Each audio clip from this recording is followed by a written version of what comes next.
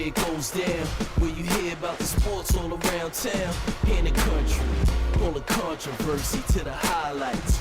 You just not safe in the limelight. What's going on, ladies and gentlemen? Welcome to another great episode of the Stoop, where we talk hoops, and more hoops. I'm your guy, TJ. Got to salute out my partner in crime, my co-host, Kev P. Kev P, talk to the people, bro. As always, it is a pleasure to be here. Absolutely. Listen, Kev. Yes, sir. This is one of the ones, man, growing up being an ACC fan, this is a thing that means a lot to me. So this ACC first team guy was torching the DMV area as a Terp in the late 80s, early 90s with the high socks. We talking about a 6'8", silky smooth, right-handed, small forward shooting guy that shot it out of the gym. Ladies and gentlemen, it is a pleasure to introduce Mr. Walt Williams, the Wizard. Thank you for coming to the Stoop tonight, sir. Hey, thanks for having me, fellas. It's a pleasure for sure. Absolutely. So we're going to get right into it. Let me ask you, who was the first individual who put the ball in your hand? Well, you know what? My journey was a little unorthodox, man. No one actually put the ball in my hand. My first memory of hoops was not even on the basketball court, really. When I was about 4 or 5 years old, I lived in this apartment complex called Fort Chaplain.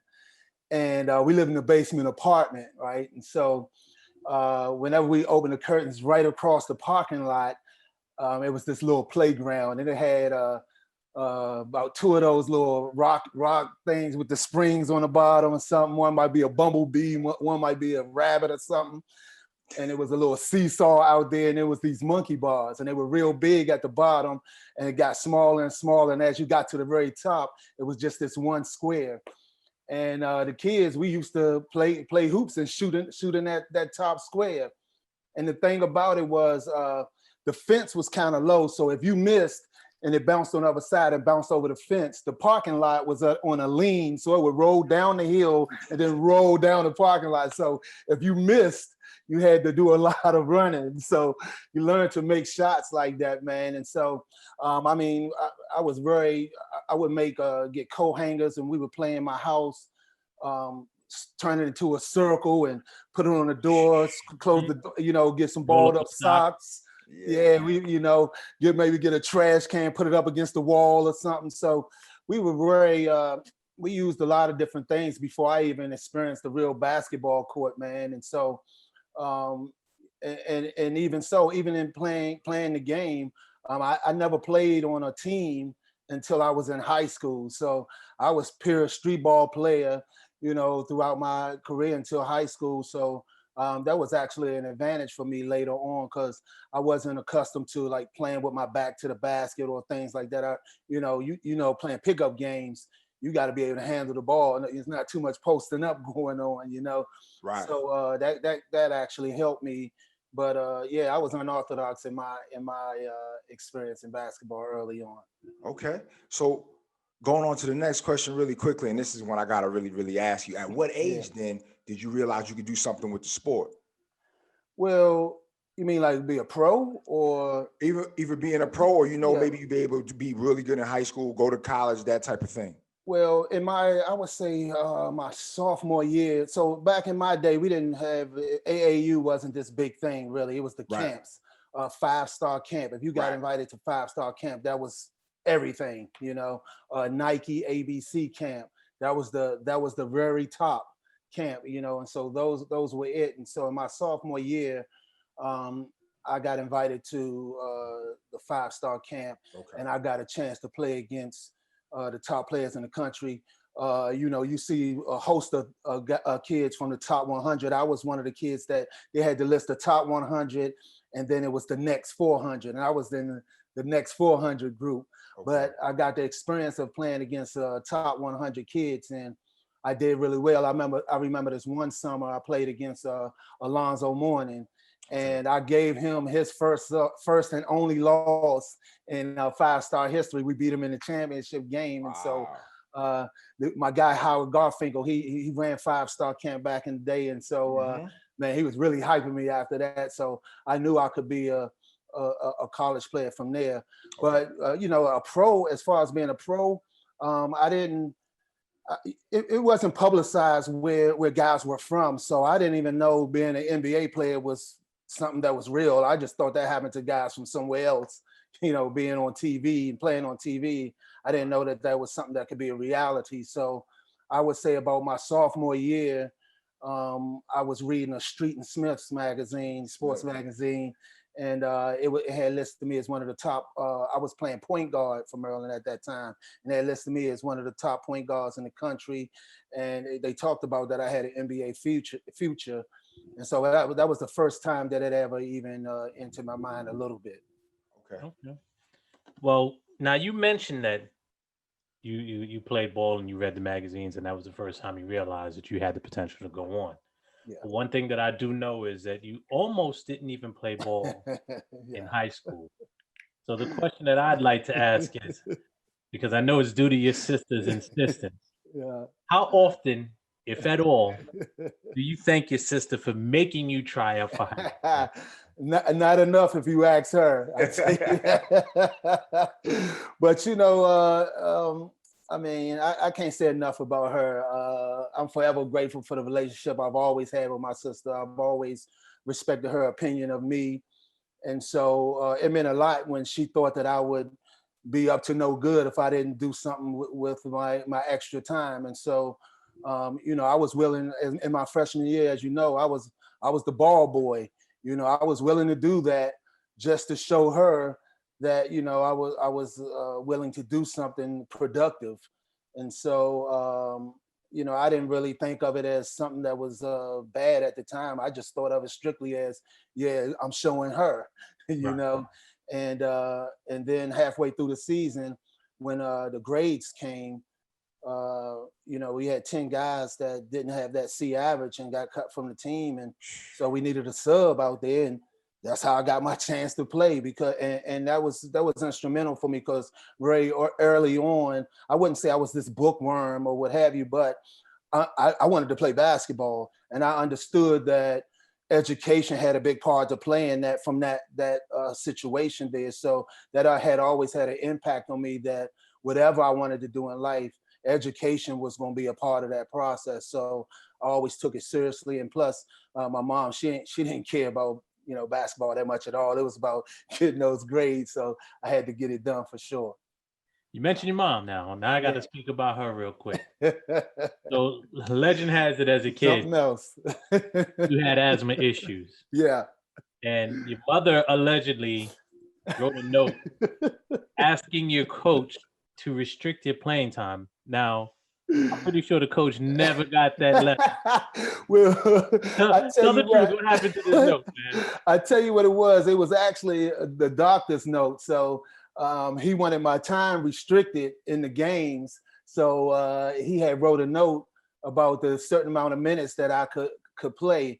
And man, you already know, there's no way in the world I was giving up that note. So it was around my junior year. So I played a lot of minutes. And so when my mother first came to the first game, I had never told her that I didn't give Coach Hawkins the note. Mm-hmm. And I played the whole game that game. She was pissed, but she was pissed at Coach Hawk, because she thought I gave him the note. And so she thought he had ignored the note or what have you, man. So, but we worked it out, and so I proved myself in practices and with my stamina that earned me minutes in the game. So we worked out a game plan for it all. That's what's up. Absolutely. So, Ms. Williams, nobody kind of really knew, and we didn't pull back the curtain on how much basketball is in the county known as PG County. Basketball County was a documentary that came out earlier this year, which featured a lot of great guys from the area, including yourself. Why do you think, in your opinion, over the years, if you talk about all the highly touted areas that have great standout people who come out of maybe the Detroits, the Chicagos, the Californias, and of course, New York, why is PG County overlooked? And what's your opinion on that? Well, I don't really know why we've been overlooked. I know that when you look at those places, you're talking about states, New York or Chicago, LA, and then you're talking about this little county right here, you know, not even the state of Maryland, you know. And so I just think that in a broader sense, you looked at the state more so than this little small PG County. And I think that's what the documentary did, was shed more light on Prince George's County, PG County, and the, you know, these kids from this area we were going to major D1 schools and at a very high rate. And we benefited from in the summer times playing against DC dudes, Virginia guys, and not only just just our skill set on the basketball court, but testing your heart, Right. and things like that. I always joke, but seriously, growing up, it was always just this hint of violence that could always jump out or take place at any time. Right. And that was always there when I played the game. And so you grow up thinking that that's a part of basketball. That's a part of the game. And I didn't realize that we were just out here playing basketball until I was at the University of Maryland and just hooping out there with those guys. I just didn't feel that same way. And it came to me that, my goodness, we're just out here playing basketball. It's nothing that's going to happen. But I think growing up in that type of environment, it made me a lot tougher in handling situations that go beyond just the game, just playing the game.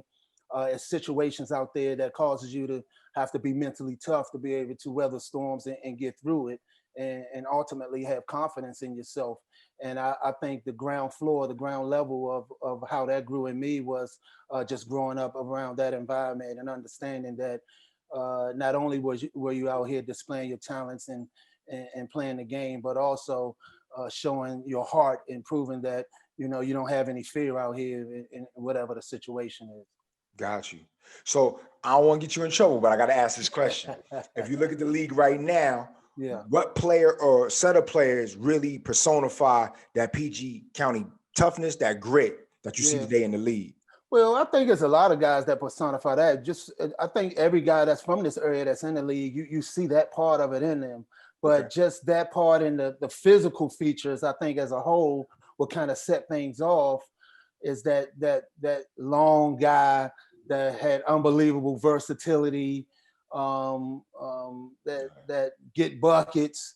And the people that remind me of that is, KD. I don't know if Mike Beasley is still playing, but certainly him. Those guys were prototypical type of players that come from this area. Like I said, just being able to have that versatility, handle the ball, score from the outside, score from all three levels, slow motion with it, and just getting buckets. So those two guys come to mind at first. Gotcha. Go ahead, Kev. With all that transpired at Maryland, what made you decide to commit and remain? Because there was a lot going on around the time you showed up as a Terp.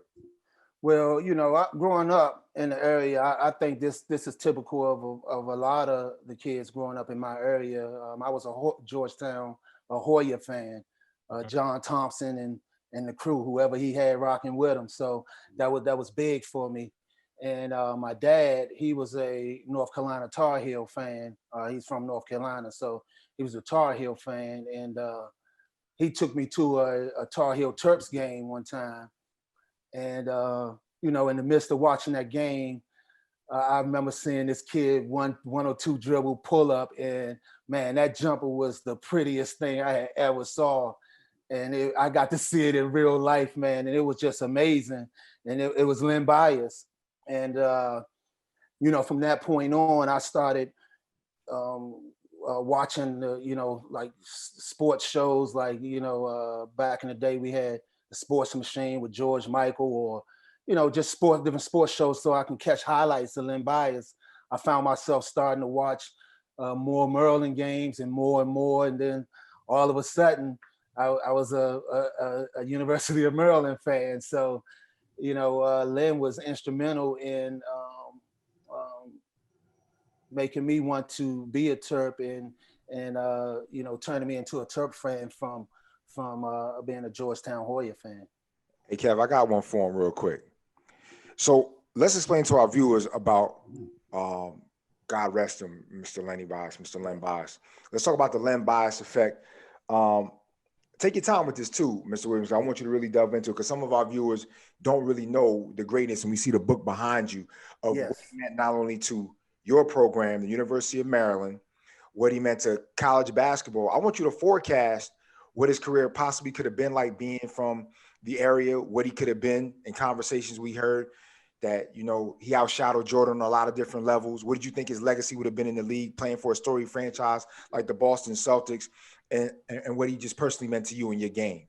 Yeah, well, you just referenced it, that right there. That's a book me and Tony Massenberg, one of my former teammates at University of Maryland, we wrote, called Lessons from Lenny. And, you know, many know about the circumstances surrounding his death, but very few know the impact that he had on us personally, Right. Had on players in a general sense, in a broader sense, and just the community as a whole. And so we wanted to really highlight those things. We understood that he meant a hell of a lot more to us than just the circumstances surrounding his death, and we wanted the world to know about him. So we wrote that book, man. And you know, Len, the impact that Len had, I just told you about him turning me into a Terp fan. But also, I don't know if you guys did this in your day, but when we used to go out and play pickup games, before we would start the game, you know, we would yell out names who we were going to pretend to be that day.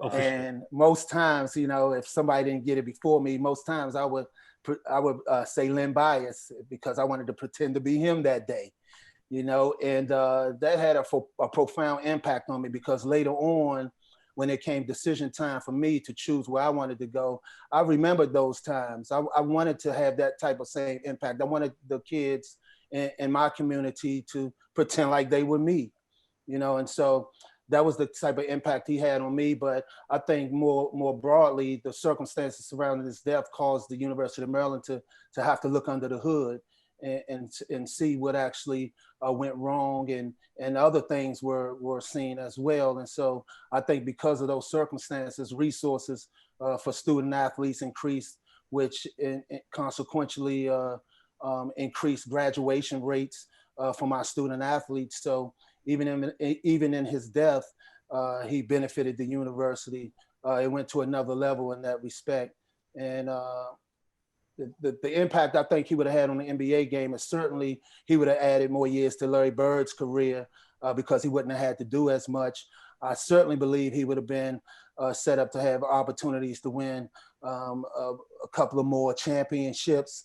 But the biggest thing for me is that, you know, you mentioned Michael Jordan, and they were comparable at the college level. And you saw Michael Jordan and his NBA career, and more importantly, the players that he inspired behind him. You saw so many players try to mimic his style of play and ultimately get to the next level just by his inspiration. And I can't remember at any time playing in a game, watching a game at any level, walking away from this saying, you know what, that dude reminded me of Len Bias. I've never seen another player like him. And that's a shame, man, because I know that had he had an opportunity to play in the NBA, he would have had the same impact. You would have saw so many players mimic the way he played the game. And he was one of those bigs that was a stretch power forward where he could play away from the basket as well. So I think the innovation of the game would have happened a lot sooner had he had the opportunity to play, because it would have been so many guys adapting to him or mimicking his style of play. So I think that was the biggest loss or biggest impact that he would have had on the NBA, for sure. Thank you for that, Mr. Williams. I appreciate that one. It's clear from listening to you speaking about Lenny and the book that you've written that he's made quite the impact on you. But I'm also aware of the impact that your father had on your life. He was a present force on the sidelines, sometimes embarrassing you on the sidelines. All up until his unfortunate passing. My question for you, though, was what elements of his sideline persona do you borrow from and now utilize with your boys playing ball? Well, you know, he was very passionate about it, man. He would roam up and down the sidelines and stuff. And so I would kind of, you know, duck if I was on the bench, I would kind of duck. But in retrospect, I look back on that, and it meant something. It inspired me. That's the reason why I played the way I played. I remember my freshman year. Like I said, I never played on a team until my freshman year, and even then, most of the season I was a ball boy. So I had an opportunity to play in the last 5 or 6 games, And the biggest thing I took away from those games, I remember the first game, after the game, just walking towards him, and he was just looking at me with this funny look, and it was just weird. And as a father, and you look back on that, I realized that was a look of he was so proud of me. And after every game, I searched for that look, man. You know, so when I played, I understood he had that passion for me and wanted me to do well. And I tried to give him what he was asking for, you know. And so that's what I try to give my kids. I try to let them understand or make sure they know that I'm very excited about seeing them. I'm passionate about them doing their best, and they got somebody that's in their corner no matter what at all times. And so those are the things I try to give to my kids, like the things that like I felt when my father was alive. That's real easy. Well, I shouldn't say easy, but it's a different situation when you're doing it as an observer. Yes. But as a coach, yeah. how difficult or how fun is it to have to do both? Because you had to coach both of them simultaneous, Tyrese and Kamari, while you know. So how do you go about doing that and try to keep that fatherly pride under wraps, but at the same time still be coach?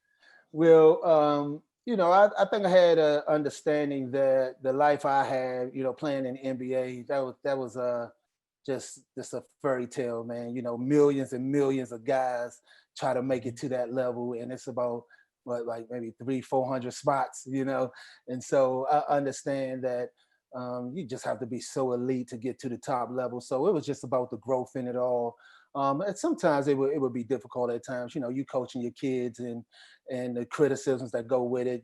Your kids sometimes don't always look at you like coach, like all the other kids. It's dad criticizing you. So if I had it to do it all over again, I think I would be a little bit more mindful of that part of it. But for the most part, for me, it was so much fun seeing them grow and get better and ball out there, man. It was just a fun time, just seeing them have different games. Tyrese, he was a ball out there getting buckets, and Kamari growing up, he was a all-around player, did everything. He was a pass-first point guard, and just watching him grow. As a matter of fact, Tyrese was a bigger size kid when he was smaller, and then as he grew, by the time he was a senior in high school, he was probably point guard size. And Kamari was a smaller kid when he was younger, and like I said, a pass-first point guard type of kid. And then by the time he was a senior, he was like 6'7", 6'6", and so it was fun, a while to see the different paths and see the different growth in those guys, man. But like I said, for the most part, it was so much fun watching them play and watching them grow, and the times we had and just seeing them get busy out there and being a part of it. So it was just great, and proud as a dad. And it's so much more fun watching the kids play than when I played, man. A little bit more nerve-wracking too, but it was a great time for sure. Before we move on, real quick, TJ. Sure, absolutely. How long did it take for either one of them to finally beat you one-on-one? Because I'm sure you have epic battles. Nah, they still can't beat me, man. What you talking about, man? Wow. You know what? This is what happened. So we go out there, we shoot a little bit. We play shooting games because I can still outshoot them dudes.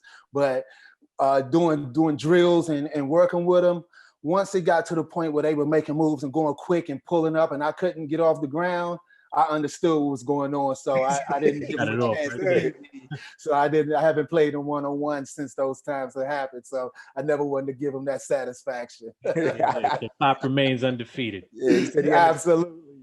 He understood what was going on. Yes, sir. All right, T, again. Definitely. Mr. Williams, I'm thankful for the opportunity that I had this past season just to watch you and all the love that you get when you up and down the sidelines and doing your broadcasting and things of that nature. Unfortunately, with the unfortunate passing of Len Bias and then things that happened with Coach Giselle, for a little while, there was like a little bit of a cloud over the program. Then you came along and brought the program back. And then we've seen success ever since then as well. What's your thoughts on the program's success? How do you look at it? What's your thoughts? And what's your thoughts of some of the recent players that have come through the program at the University of Maryland? Well, I'll start off with the latter, man. It's just awesome to see the young kids and how they blossom and where the university is now. You know, you look back on that 2001 team that won the championship and the success they had, and with it all, it just reminded me of the times we went through to build that bottom level for these guys to get to where they were. Not just what we did during the season, but you know, me and a guy, Tony Massenberg, like I said, that helped me write this book here. We used to, in the off season, in the summertime, we would have NBA players, you know, like Chris Webber, Nick Anderson, Stephon Marbury, you know, just a whole host of NBA players would come through and come on campus on the north side in North Gym, and we would hoop. And what it did was expose these young Terp kids to being able to play against pros. And then when it's season time, the game was, you know, relatively easy. And so you could see the experience that they gained in the off season in the way that they played during the season. And that's why, you know, it was so gratifying to see them get to the top of the pinnacle and win that championship. It just felt like, you know, we had finally made it. And I could tell you, it's just an awesome feeling coming back and doing the radio with Johnny Holiday and Chris Narkey and just coming into that gym and just like you say, the love that the people give, man. I remember back in my day hooping, man, and, you know, putting up 30 points a game and running off all them 20-point games and all of those things. And just the thrill that the crowd gave me throughout. And it never gets old, and so it's just awesome to still be able to get that type of love, and so it's an awesome feeling for me, humbling, and but something certainly that I don't take for granted. Absolutely. Now I'm gonna take you down memory lane real quick. The electricity back in the day in the field house was uncomparable to anywhere else in the nation. People talk about Rupp Arena, all these other places, but to hear my OGs talk about that electricity, they said was incredible. So I want you to go back down memory lane with me and talk to me through one of your most legendary or big games where you felt the electricity, maybe a big ACC rival game. What was it like for you? What was it? Do you remember that one? Talk to me. Yeah, I tell you what, you know, it was something about running out that tunnel. It was always a little dark in there. You run out and you see people standing at the top because all the seats were taken, so it was standing room only. I think it's seated like 14-5, but we'll have 15-5 in there some days, man, like it was nothing. People just standing around the top, you know. So it was so electrifying running through there and hearing that crowd.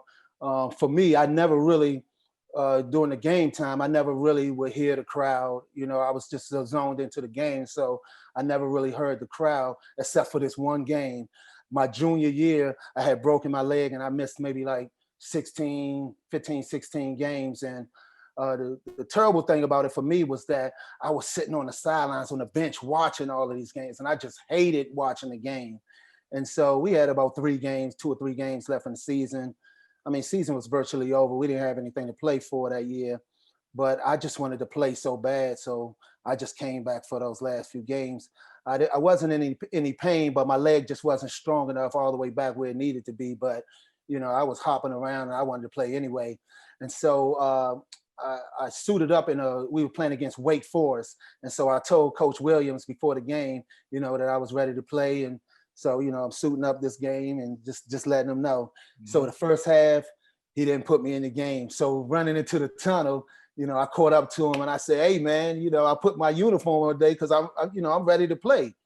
And so in the second half, he gave me an opportunity to play. And when he checked me into the game, I mean, I had never heard anything like the crowd was just so loud. I had never heard anything like that. I mean, I remember goosebumps just coming all through me, you know, and that was the first time that I had ever heard the crowd, and it was amazing to me. But I tell you what, the team that I used to just get inspired to play against more than anybody else was North Carolina. I think I had so much respect for Dean Smith and the way he could manipulate the game. I just thought he was a genius out there, the way he coached the game. But also it was a little extra added fuel because my dad was a Tar Heel fan. So I remember this one game my sophomore year, I was just really sick. I had the flu. And all during the day, I was feeling so bad. I didn't think I was going to play in the game, but I just said, you know what? When it came close to game time, I just walked over to the gym just to see how it would feel if I came inside the gym. And I remember on the way across the yard, the turtle was in the middle of the yard, and so I used to rub the turtle every time when I walked across the yard before I went to the Cole Field house. And when I rubbed the turtle, it was a bird pooped on my head, man. Well, that's good luck. So I didn't know that. My mother told me that later on, but I didn't know that.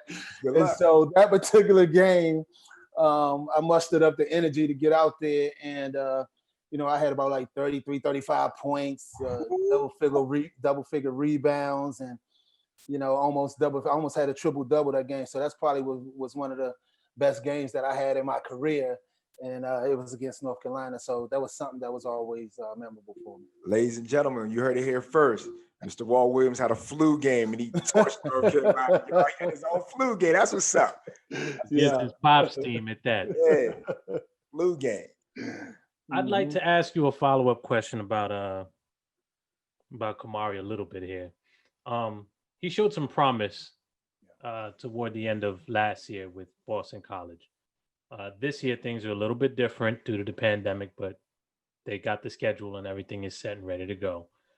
Have you been working with him as well as Tyrese during this social distance time? Well, yeah, Tyrese, he doesn't play anymore, but we go out there in the backyard and get some shots of, that should see what he still got left. So we go out there every now and again for sure. But yeah, me and Kamari, we were out there, we were working all summer, just working off his off the dribble game. He's really good off the ball. Spot ups, cutting to the basket and things like that. So we wanted to work on his off the dribble game and getting tighter with that. So yeah, I've been working with him consistently. I had him working with trainer too, my man Evan Ellison was working with him this summer as well, getting him some individual attention and stuff like that, man. So he worked a lot on his game and to expand what he could do out there. So I'm excited to see how it looks this season. I see he's out there doing some between the leg dunks too. So he's real athletic out here, man. Yeah, he got a little bit more hops than I did. Yeah, I seen when you posted that, Mr. Williams. I said, "Oh, baby boy, got that. That thing was smooth too." Yeah.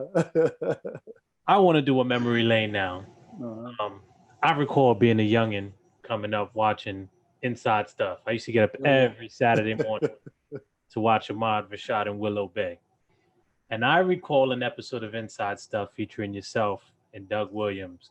If I'm not mistaken, it was like a barbershop, whole 9 yards.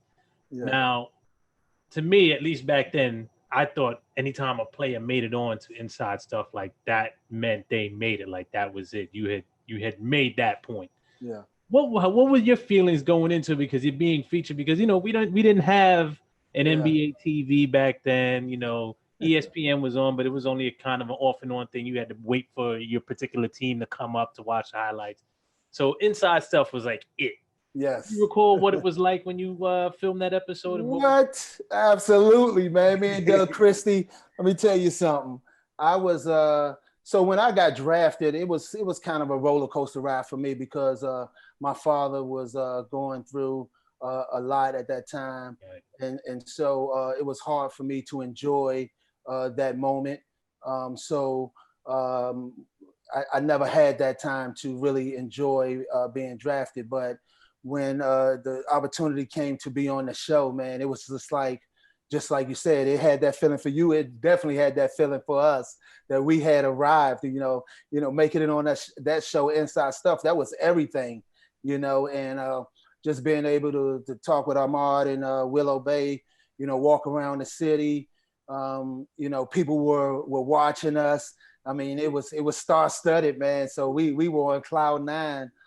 So it felt like being drafted all over again. And I got the opportunity to get that experience of just having that I've made it moment. So and it was just from hard work, man. Just continuing to work hard and the tremendous amount of great coaching that I had along the way that installed confidence in me, and I was able to carry that on to the next level. So that was one of the great moments in my career for sure.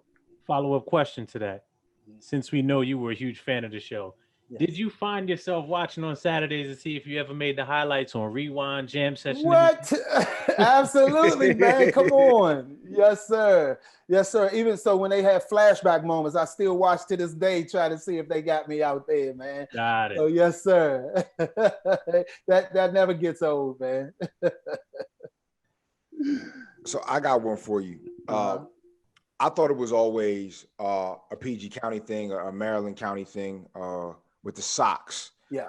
But for you, legend has it that it was an ode to your OG legend who you wanted to be with, the Iceman, yes, man. George Gervin. So is that true, Mr. Williams, or is it really a Maryland thing for you? Which one was it? No, so look, I really think that it was for me. I used to watch these Iceman highlights all the time. And so I remember one time in high school, though, I had a couple of high school teammates that would wear the high socks. Mike White, he was our point guard. I mean, he used to wear it quite a bit. But other than him, I mean, it wasn't a big thing in the area yet. And so, but it was just his little thing that he did. And so we all thought it was a funny type of deal, but that was something that Mike consistently did. And so I used to watch Iceman highlights all the time, man. And this one time, I was playing for University of Maryland at this time. And so we were having an inter-squad scrimmage. And it was right before or right after a football game. So we had a pretty good crowd in there. And, just playing around, I pulled my socks up for that scrimmage. And I mean, I had a phenomenal inter-squad scrimmage, man. I was torching dudes out there. So, yeah, so it was something that I said, you know what, let me keep these things up. And for me, it wasn't just basketball. I would, we have these little shows called Go-Go's and things like that. I would go to the Go-Go's with shorts and high socks on, so even when I just walked around normal to the mall, Iverson Mall or something like that, I would have the high socks on. So it was something that felt very natural to me. And so I wore them all the time like that. So it wasn't until recently that I started, wearing normal size socks. So it was just something that always felt normal to me. So it wasn't just in basketball that I just wore high socks, period. Got you. And you also kept it real. Okay, Kev, what you got? I gotta ask. I know we're gonna be dating ourselves here. But yeah. I'm listening to you, and you said you used to watch a lot of Iceman highlights. Yes. We ain't had no YouTube. No, I had Were you popping into Betamax? I had the Betamax or the VCR tape, man. So yeah, so I had the Betamax early, and then when the VCR came, the VHS, made I dubbed the VHS version, and so I was able to carry it on. And you know what? As a matter of fact, when I was on Inside Stuff, I told them I was a huge Iceman fan. And so Willow Bay and Armand, they the ones who actually got me footage of the Iceman. Wow. And so they added to my collection because I only had this one tape that I would watch all through college. But when I was on Inside Stuff, they got me like 2 or 3 more. So I was able to add that to my collection as well. You have to watch dazzling dunks and basketball bloopers. Back stuff nowadays. Y'all kids, go ahead and look that up. Google it. Yes, sir. Google that. Mr. Williams, we want to thank you so much for stepping on the stoop today. You meant a lot to us, man. Just your basketball knowledge, your insight. You come and sharing your collegiate pro career, background of where you're from, and talking about your family and talking about your boys. So we really want to thank you for that for today. We got one more question for you. And yeah. I ain't trying to get you in trouble, but you already have posted these already, so I got to take it there. Yeah. So we know you got your coaching ability. So right now we're going to make you to be the all-time leading Terps coach. So I got 10 roster spots for you. All right. So look, you if you look at my career, man, I was a dude that's got buckets, man. I scored out there, right. My senior year, I was 27 a game. So I kind of leaned to that part of the game. So Okay. it's not necessarily the team put together. It's, I just like dudes that get buckets. So Okay. I'm kind of skewed that way, all right, a little bit. No all right? disclaimer needed. Go ahead. So my first squad would be, I'll have John Lucas at the point. Okay. I would have myself at the 2, or Adrian Branch at the 3. We 2-3, Adrian Branch and myself. And then I have, of course, the great one, the greatest, the GOAT, Len Bias at the 4. And then I had my man Tom McMillan at the 5, because if you look at his numbers, what he put up in 3 years was just amazing. I think he's a bucket getter. But if you said, hey, we're going to put Buck in that position to be able to hold it down in the paint while us 4 get those buckets, I'm okay with that too. All right, so we go Tom and Buck. We toss them in a little bowl right here, whatever one we pick out, all right? Then my second squad would be just as good, man. I would have my boy Steve Francis, franchise. I think he just was a beast. And this is not just about, what's on paper. It's the eye test and what I see and what I feel is, a high level with their game. I would have Juan at the 2, Albert King at the 3, my man Ernie Graham at the 4, and then I had my man Joe, not your ordinary Joe Smith. Joe Smith. 5, man. Okay, that's. He even broke it down in position. Man. He wasn't playing. He ran that down like he already knew he was getting. I thought some dudes. I thought he had some different honorable mentions, but that was interesting. He took it. Yeah, man. Hey, I got some honorable mentions too. I like Grievous. I like Grievous, man. I like the way he played the game and how he elevated guys around him, but still got buckets. So, I like Steve also. He ran that point with Juan and those guys, and so I thought he was a beast out there. Lonnie Baxter, he was a great one. Len Elmore. The Bear. He was the only Olympian dude. So you gotta give him his props. With me, I just never saw him play, so things are kind of skewed in that way with me. But I definitely gotta give props up to when you think about all the great players, to be the only one that's an Olympian. I mean, you got to give props to that for sure. Any other 1 or 2 young boys and any recent grads? Oh man, I like the young boys. I like Melo, man. Melo was a beast out there. I thought that I thought he was phenomenal. And the thing about it, doing the radio, I got to see that thing in person all the time. So I thought he was amazing out there.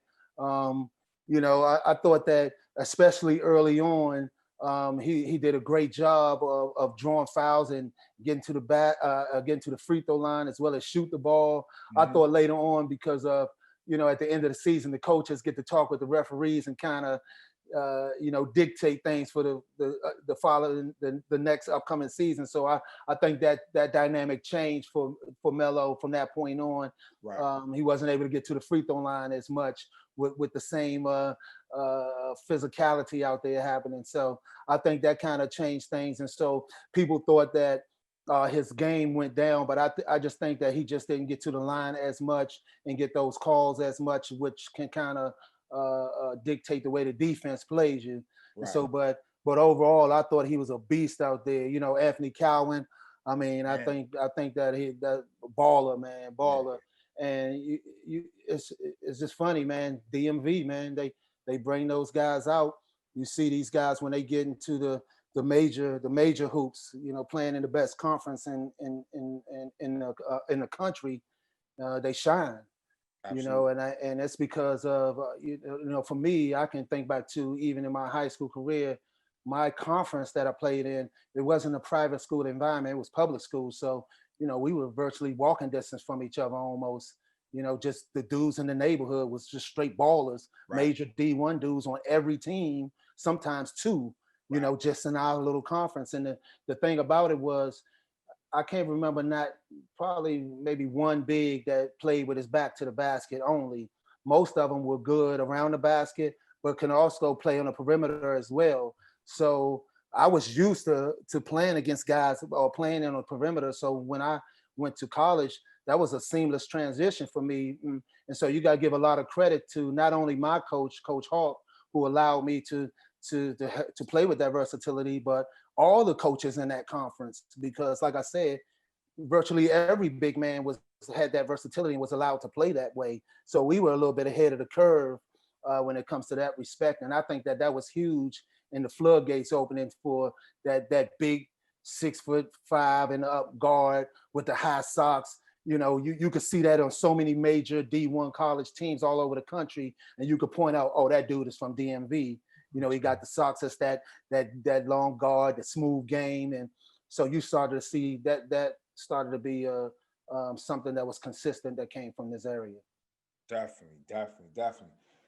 Well, once again, Mr. Williams, we want to thank you so much for stopping by the Stoop, sitting down here and chatting with us and talking about your great legendary career and what you're doing right now. We want you to have continued success in radio and broadcast and everything you still do with the program and just your virtual greatness. We want to thank you so much today. We greatly appreciate you. Hey, man, thank you for having me. And hey, go check the book out, Lessons from Lenny. You can get it anywhere they sell books for sure. It's definitely a great read. Definitely. All right, y'all. It's another episode of The Stoop from my guy, Kev P. It's been another great one. See you soon. Some say that it gets no realer on the field or the court. We capture the thrillers. Some opinions and all of the truth. Real people talking real sports on The Stoop.